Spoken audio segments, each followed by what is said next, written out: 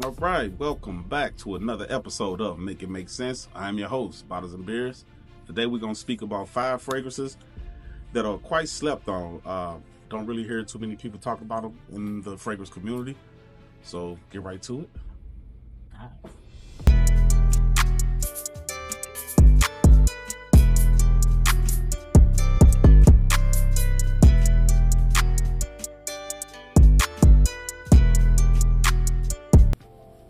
All right, to kick things off from the house of Histories de Parfums, we have 1899 Hemingway. All right, so right off the jump, I do have to disclose that this smells very, very similar to Victor Roth's Spice Bomb. So with that being said, if you didn't care for Spice Bomb, I still would suggest you probably give this a try. Not necessarily blind buy. Actually, definitely don't blind buy because of the similarities. But this is a much more rounded version of that one. It took out the harshness, in my opinion, that Spice Bomb brings out. This is a more creamier version with it, with some vanilla in this one. I do have a powdery effect. This one has a mixture of fresh and warm spices with it. Again, there's a creaminess factor to it, some slight citrus in this also. Now, again, if you already own Spice Bomb, do you necessarily need Hemingway? Absolutely not. Because of the similarities, I would not suggest having both of them. That will be quite redundant. But if you don't own Spice Bomb and you don't own this one, if I had to pick, I would say definitely try this one first. I would roll with this one. It's just a better production to me. Again, from the house of Histories de Parfums, we have 1899 Hemingway. All right, coming up next, we have from the house of Armand James. This is Taif. So Taif, to me, this is my favorite rose fragrance in my collection.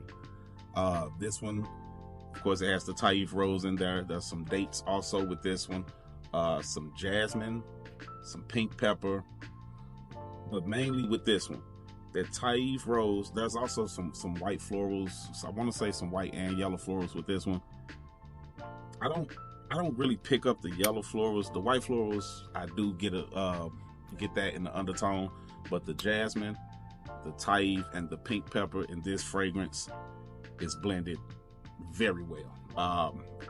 It's one of those fragrances that you just have to keep going back and just probably give it another sniff, whether you're wearing it or not.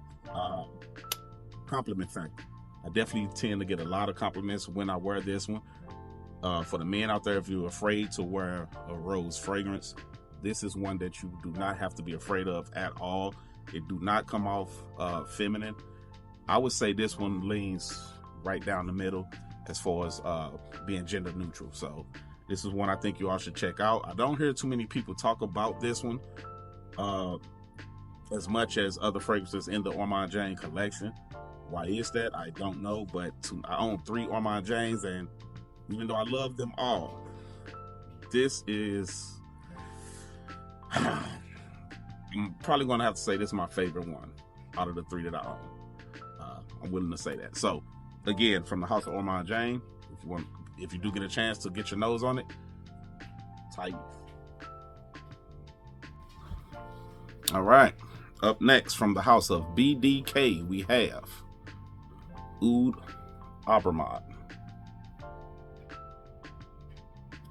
So to me, Oud Abramat, this is another fragrance that does resemble a very popular fragrance out there, which with this one, that'll be Tom Ford's Oud Wood. Now, with that being said, to me, this is a lighter wear than Tom Ford. There's a ginger accord in this one that stands out that I do not pick up in the Tom Ford version of this.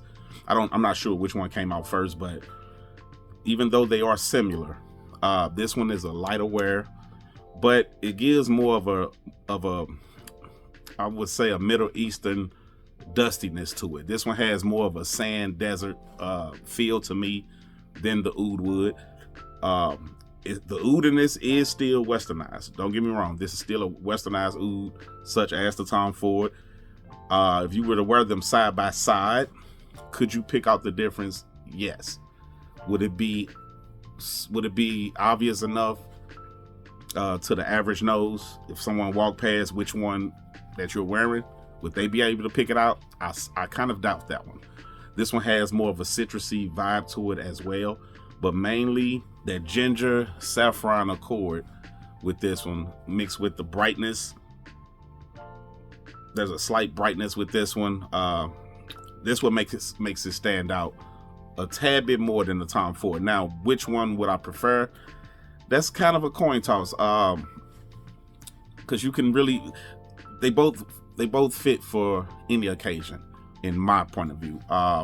Whatever occasion you would wear the Oud Wood for, you can wear this. Whatever you would wear this for, you can wear the Oud Wood. If I had to categorize it, this would be more of a daytime version, and the Oud Wood would probably be more for night. But that's if you're reaching. That's just how I look at it. If you're not reaching, they're very similar. So again, would it be redundant to own them both? Yes. This is another one.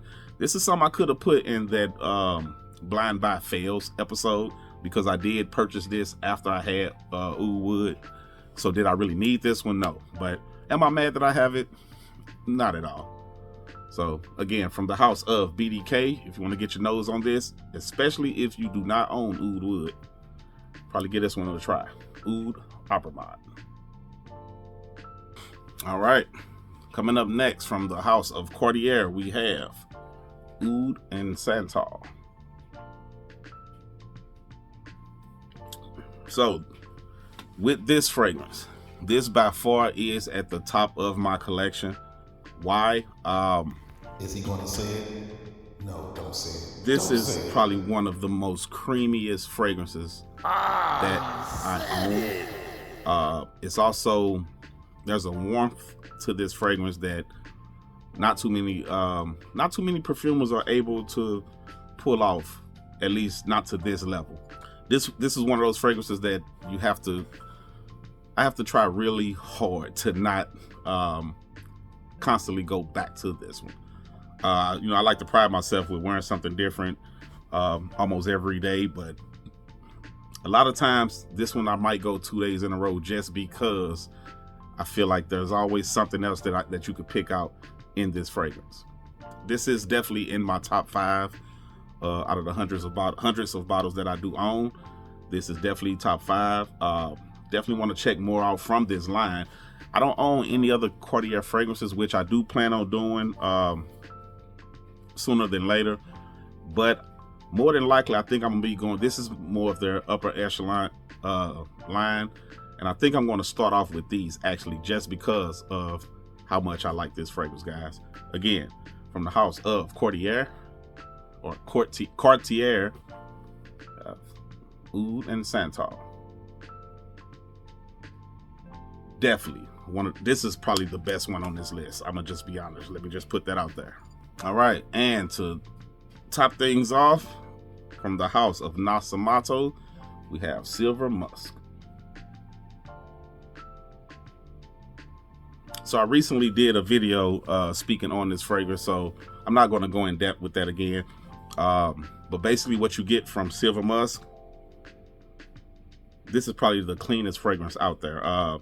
There's not an actual note. There's not an actual scent that you get from. I'm not going to say scent, but there's not actual notes you pick up from this. You get exactly what the name consists of: Silver Musk.